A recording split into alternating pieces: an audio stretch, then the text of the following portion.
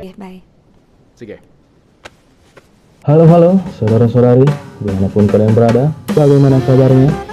Berjumpa lagi bersama saya Andre. Kali ini saya akan membawakan sebuah alur cerita film yang berjudul When the Love is Gone. Film ini menceritakan bagaimana perselingkuhan itu benar-benar menghancurkan seseorang. Jadi, tanpa lama-lama lagi, inilah When the Love is Fucking Gone.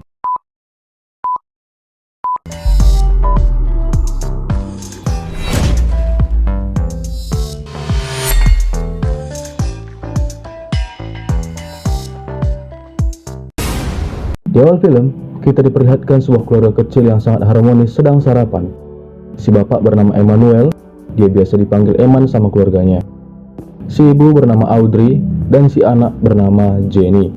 Jenny meminta izin kepada ayahnya bahwa dia ingin datang ke acara ulang tahun temannya di tanggal 28 mendatang. Eman agak terkejut karena pesta itu berlangsung tengah malam. Tetapi Jenny berjanji bahwa dia tidak akan meminum minuman keras di sana. Audrey juga mengajukan keinginannya untuk membuka usaha rumahan supaya dia punya kegiatan lain selain mengurus keluarga kecilnya. Eman pun menyetujui keinginan mereka berdua dengan senang hati. Good luck. You can do it. Yep, I agree you can. Suatu hari, Eman mengajak Audrey untuk pergi ke tempat pameran lukisan karya seorang pelukis terkenal di sana. Tetapi, Audrey yang sedang sibuk karena usaha rumahannya laris manis, dia pun tak bisa mendatangi Eman ke sana yang sudah tiba lebih dahulu. Eman pun tampaknya agak kecewa dengan Audrey. Lalu datang jugalah sepasang suami istri yang ingin melihat pameran itu. Sang suami bernama Yuri dan sang istri bernama Casey. Rupanya Yuri dan pemilik lukisan di pameran itu saling kenal satu sama lain. Pelukis itu bernama Paulo. How are you, Yuri? Congratulations. Yuri pun terlihat sangat tertarik dengan lukisan-lukisan yang dibuat oleh Paulo. Berbeda dengan istrinya Casey yang terlihat biasa-biasa aja. This one I like this one. Melihat bahwa Casey sangatlah cantik, Eman dengan naluri laki-lakinya mencoba untuk berkenalan dengan Casey. Tetapi sayang itu tak terjadi lantaran Yuri memanggil Casey untuk melihat karya Paulo yang sangat menakjubkan. It's fantastic. Keesokan harinya, Eman lagi-lagi dibuat kecewa sama Audrey karena hanya dikasih sebuah cupcake dan segelas kopi untuk sarapan. Eman merasakan perubahan yang cukup signifikan terhadap Audrey setelah usaha rumahannya bisa dibilang berhasil. Karena Audrey selalu sibuk dengan pekerjaannya dan tidak ada lagi ceria sarapan pagi seperti di hari-hari yang sebelumnya. Di sisi lain, Yuri ditelepon oleh Casey untuk mengingatkan Yuri bahwa hari itu adalah hari anniversary pernikahan mereka. Dan Casey telah membooking hotel dan restoran untuk mereka berdua dalam perayaan hari jadi pernikahan mereka nanti. Yuri yang saat itu sedang bersama Paulo mengatakan bahwa dia lupa akan hari jadi pernikahan mereka. Dan Yuri telah menyiapkan meeting tertutup yang penting. Yuri pun berjanji bahwa dia akan menghabiskan waktunya bersama Casey untuk perayaan hari jadi mereka di esok hari. Tetapi di malam hari, Casey mendatangi hotel tempat Yuri menginap. Saat Casey mengetuk pintu hotel itu, betapa terkejutnya dirinya melihat Paulo dan Yuri sedang berduaan seperti sehabis main pedang-pedangan. Keesokan harinya, Casey memutuskan untuk minggat dari rumah dan berniat menceraikan Yuri karena dia tidak bisa serumah dengan orang yang tidak mencintainya sama sekali. Apalagi, orang itu tak akan bisa membuat kebutuhan batinnya terpenuhi. Dwell on this anymore. I promise, I'll never do it again. Kasi. Di rumah Eman menuliskan sebuah note untuk Audrey yang masih tertidur bahwa dia akan pergi ke pantai untuk beberapa hari dalam rangka latihan pernapasan. Lalu scene pun berpindah ke sebuah pantai yang terdapat di sana sebuah villa yang sangat mewah. Terlihat di sana Eman dan Casey menempati villa mereka masing-masing sambil memandang indahnya lautan. Lalu selanjutnya terjadi kejadian apes yang menimpa si Casey di mana kapal yang ia tumpangi mogok di tengah laut. Eman pun berinisiatif untuk menolong Casey.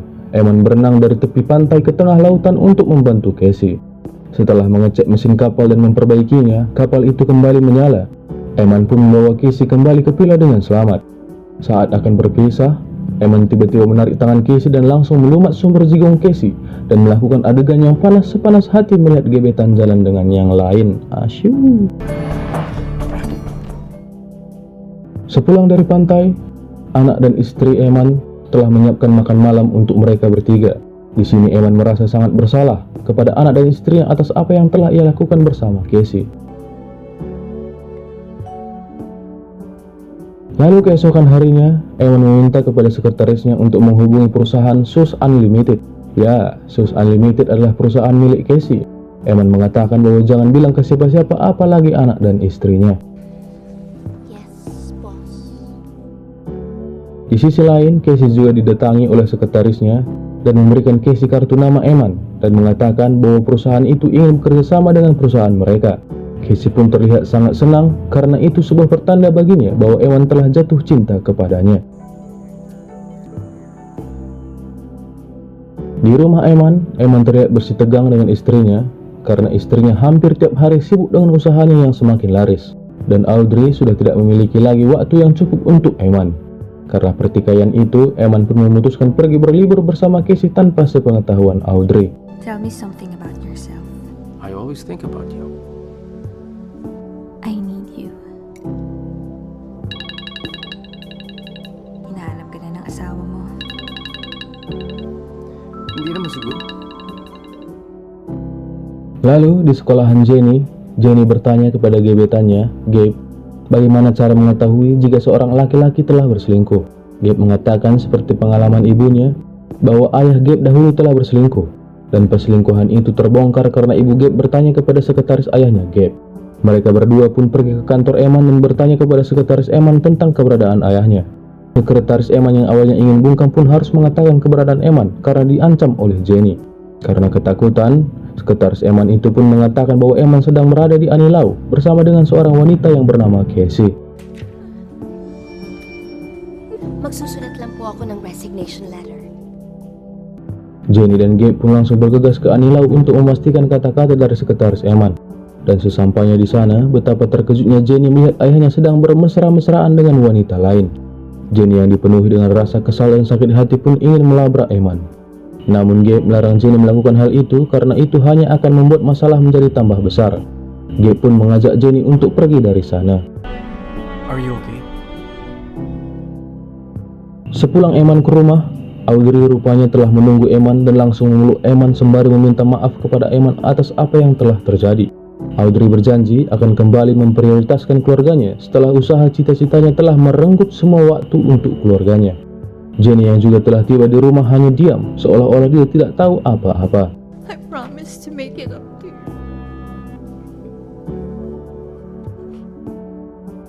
Di tempat lain, Yuri mendatangi kediaman Casey dan meminta kepada Casey untuk memberikannya kesempatan kedua karena dia sangat mencintai Casey. Tetapi Casey tidak mau lagi bersama Yuri karena Casey telah menemukan laki-laki yang lebih jantan dari Yuri. Di suatu hari, Audrey melihat mobil milik Eman terparkir di sebuah restoran kecil di pinggir jalan. Audrey yang penasaran apa yang dilakukan Eman di situ pun memasuki restoran itu. Dan betapa nyeseknya hatinya ketika dia melihat Eman sedang bermesraan dengan Casey.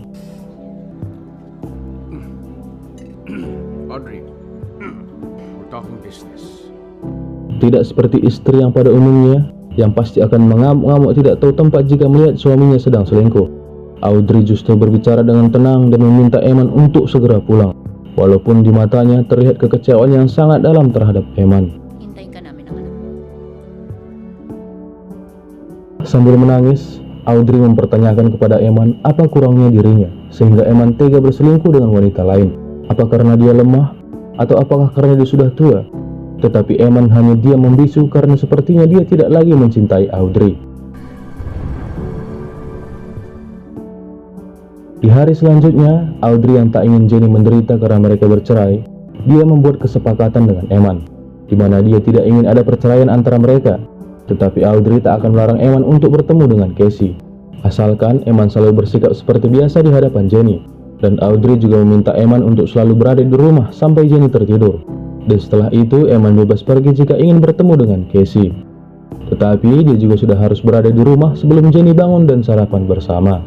I'm willing to make this sacrifice for my daughter. Singkat cerita, saat Eman hendak pergi dari rumah Casey, dia didorong oleh Yuri yang tiba-tiba ada di depan gerbang rumah Casey. Eman yang tahu bahwa Yuri adalah seorang gay tak ambil pusing atas perlakuan Yuri terhadapnya. Yuri, wag ka magmalinis. Hindi ako mapatol sa bakla. Di pagi hari, Jenny bertanya sinis kepada Eman kenapa dia tidak memakan makanannya padahal itu adalah makanan kesukaannya. Eman lalu menjawab bahwa dia masih kenyang. Sebuah alasan yang sangat tidak masuk akal karena dia baru saja bangun dan tidak mungkin dia sudah kenyang. Karena tak mau Jenny tahu apa yang terjadi, Eman pun memakan makanan itu. Gutom na ako. That's it.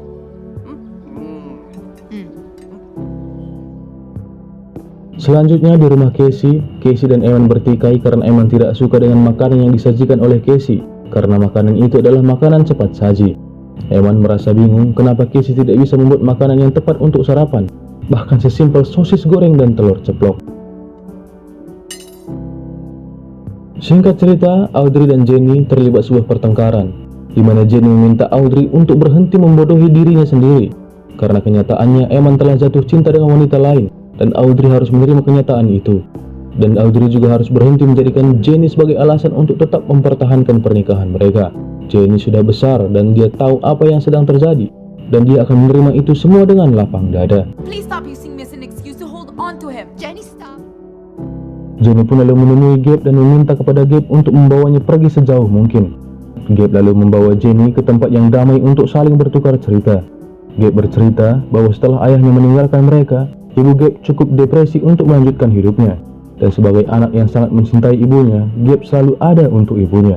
Dia juga selalu memberikan semangat kepada ibunya. Gabe lalu meminta Jenny untuk melakukan hal yang sama, karena betapa hancurnya seorang ibu yang telah kehilangan suami dan tiba-tiba dia akan kehilangan anak semata wayangnya juga. Maka dari itu, Gabe meminta Jenny untuk selalu mendukung dan menguatkan ibunya untuk bangkit dari keterpurukan. Setelah mendengar perkataan Gabe, Jenny pun akhirnya mau pulang ke rumah diantarkan oleh Gabe. So worried about me. Sorry, Mom.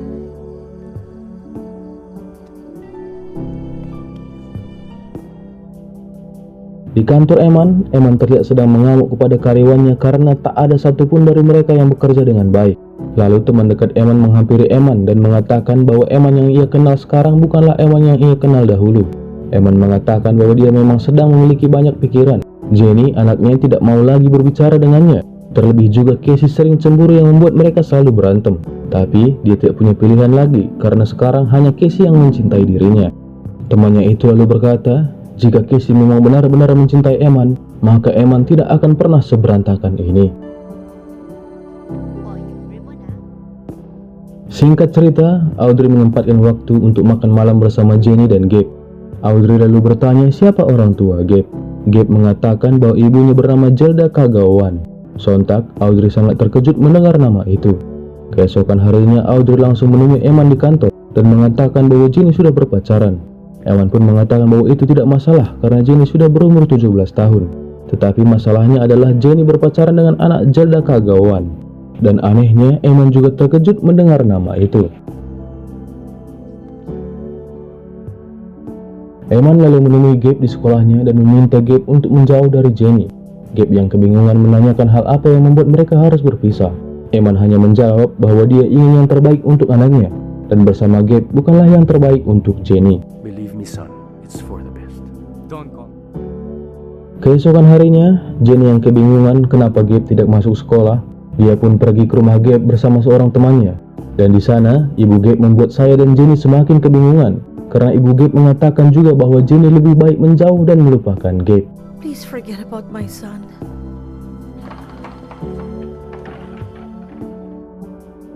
Saat Casey baru pulang dari kantor, dia melihat Eman sedang duduk di samping barang-barangnya yang sudah ia kemas. Eman dengan mengejutkan ingin kembali ke keluarganya, karena dia selama ini salah telah meninggalkan mereka. Dan hubungannya dengan Casey adalah suatu hal yang tak seharusnya terjadi, karena telah mengorbankan banyak sekali perasaan. Casey yang sangat benar-benar jatuh hati kepada Eman hanya bisa menangis dan merelakan Eman untuk kembali ke keluarganya. Eman lalu menelpon Audrey dan mengatakan bahwa dia ingin kembali ke rumah dan hidup bersama mereka. Audrey pun dengan senang hati menerima Eman kembali ke rumah, asalkan Eman tidak pernah menyebutkan nama perempuan itu lagi. Na wala akong mababalitaan tungkol sa kanya. At kahit na sino pang babae. Then I'll see you at home. Thank you. Setelah Eman tiba di rumah, Eman melihat Casey telah menunggunya di depan gerbang. Casey ingin mengucapkan salam perpisahan dan pelukan untuk terakhir kalinya. Tetapi tiba-tiba mereka berdua diculik oleh orang yang tak dikenal. Pasok! Sini!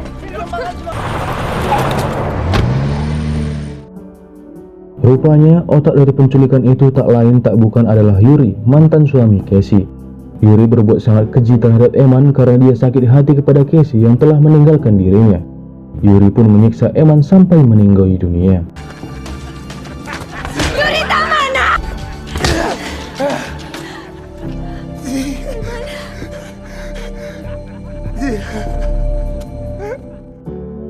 Di rumah, Audrey mendapat telepon dari pihak rumah sakit dan mengatakan bahwa suaminya telah ditemukan tergeletak di semak-semak dalam keadaan tak bernyawa.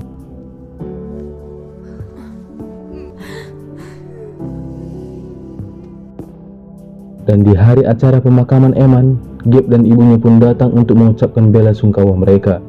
Dan di sini terungkaplah sebuah fakta yang sangat mengejutkan, di mana sebenarnya Zelda Kagawan adalah istri pertama dari Eman Lewis. Itulah alasan mengapa Eman dan Zelda ingin Jenny dan Gabe berpisah. Jenny yang mendengar hal itu pun merasa seperti disambar petir di siang bolong.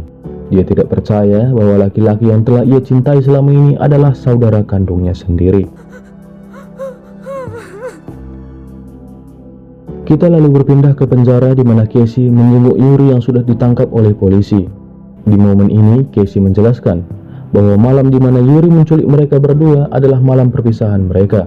Karena Eman ingin kembali ke keluarganya dan Casey juga berencana untuk kembali bersama Yuri. Dan andai saja pada malam itu Yuri bersikap lebih gentleman, mungkin semua ini akan berakhir berbeda. Yuri yang mendengar hal itu pun tampak sangat menyesal atas perbuatannya.